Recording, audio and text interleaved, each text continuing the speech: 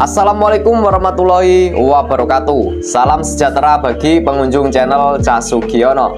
Terima kasih yang sudah mengklik video ini. Semoga dilancarkan segala urusannya. Amin amin ya robbal alamin. Seperti biasa, bagi teman-teman yang baru menemukan channel ini, jangan lupa like, komen, dan share. Yang sudah subscribe, terima kasih banyak. Yang belum subscribe, silahkan subscribe. Nah, di kesempatan malam hari ini kita akan membahas terkait komentar dari netizen.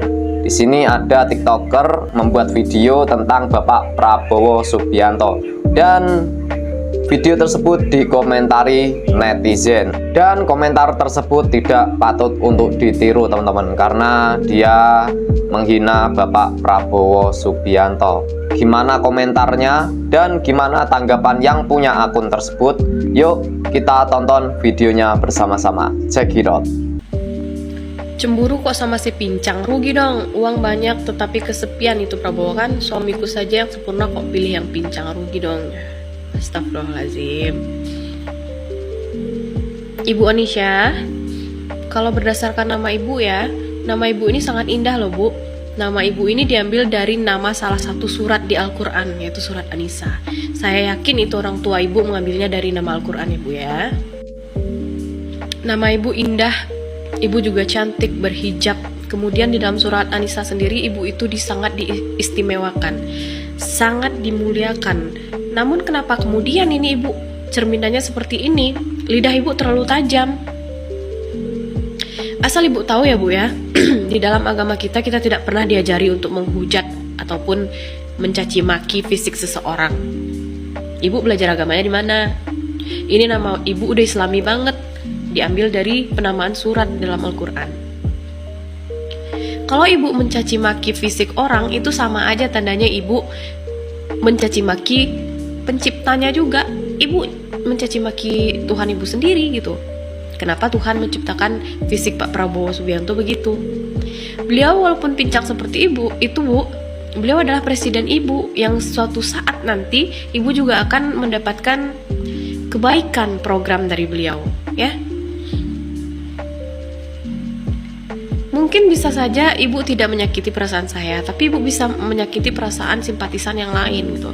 96 juta sekian pendukung Pak Prabowo akan sedih ya jagoannya dicaci maki seperti ini.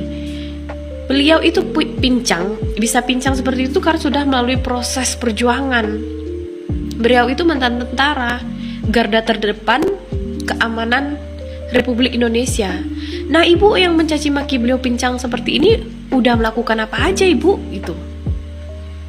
Ibu ini seorang istri, seorang ibu. Jadilah contoh yang baik untuk anak-anak ibu. Ibu banggakan suami ibu yang sempurna. Seharusnya kalau ibu mendapatkan suami yang sempurna, kemudian ibu harus bahagia. Tapi cerminan ibu ini tidak ada ciri-ciri seperti istri yang bahagia begitu loh.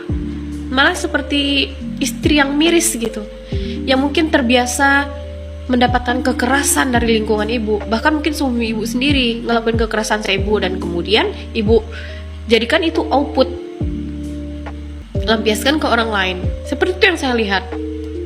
Jagalah lisan bu, karena lisan itu cerminan ibu sendiri. Apalagi nama ibu juga memakai nama salah satu surat dalam Al-Quran.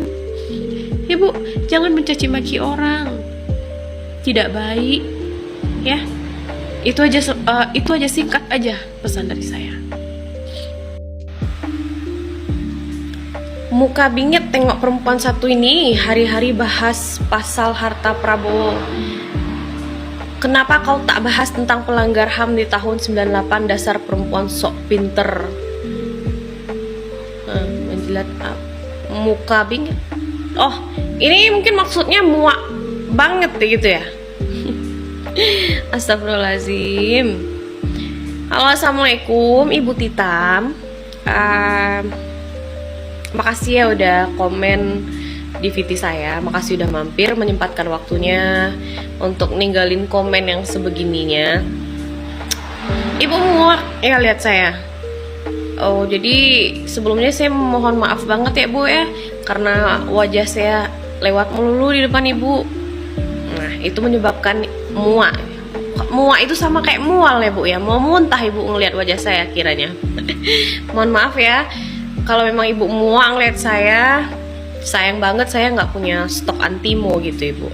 Ya, saya nggak tahu di mana belinya gitu. Mungkin teman-teman di bawah nanti bakalan beliin Ibu Antimo ya. Saya Ibu tuduh menjilat karena bahas-bahas harta Prabowo. Tidak Bu. Mohon maaf sekali Ibu, bukan tipikal saya mau menjilat. Lagian yang mau saya jilat itu apa gitu loh. Nggak ada. Saya nggak punya urusan apa-apa lagi sama Pak Prabowo. Ya, yang punya urusan personal dengan Pak Prabowo itu adalah almarhum papa saya dan juga mama. Karena papa yang bekerja dengan Pak Prabowo, bukan saya. Ya, jadi nggak ada gunanya saya menjilat dan saya juga tidak niat menjilat. Kenapa saya bahas-bahas harta Pak Prabowo? Sebenarnya yang saya bahas itu tidak hartanya Pak Prabowo, tapi saya hanya membahas tentang pribadinya Pak Prabowo. Saya menerangkan di sini bahwa Pak Prabowo itu jiwanya sangat tulus, ikhlas, mulia, dan Bapak ini dermawan. Itulah kenapa saya kagum, walaupun saya nggak punya urusan apa-apa sama Pak Prabowo, tapi kekaguman itu nyampe sama saya gitu ya Bu. Saya sok pintar ya Ibu. Ya Allah. Semoga sifat-sifat sombong, angkuh, dan sok itu dijauhkan dari diri saya. Amin. Saya tidak pernah berniat untuk menjadi orang yang sok pinter, sok unggul, nggak pernah. Saya apa yang saya tahu, apa yang saya bisa Bu, itu saya sampaikan ya.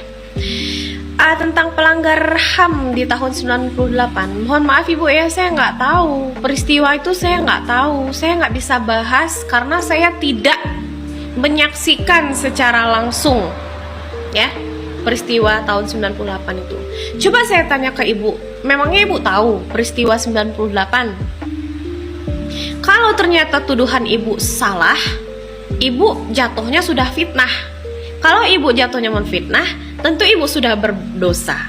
Tapi kalau tuduhan Ibu itu benar, Ibu juga tidak akan berpahala ya. Begitu hukumnya.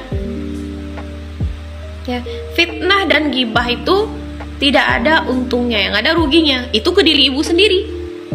Ya. Orang yang Ibu tuduh melakukan pelanggaran HAM di tahun 1998 itu Bu sudah banyak berkontribusi untuk negara Republik Indonesia ini Bu. Jadi Ibu yang ngomongnya sedemikian rupa ini bilang saya penjilat, bilang saya sok pinter. Sudah ada kontribusi apa untuk negara ini Bu?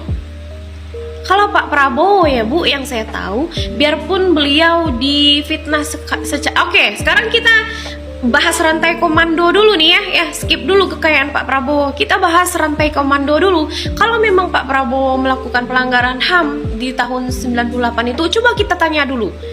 Beliau itu di bawah pimpinan siapa? Diusut dulu ke atas. Pak Prabowo itu, maaf saya nggak mau ngomong kasar, Pak Prabowo itu cuma waktu itu beliau itu disuruh sama atasan beliau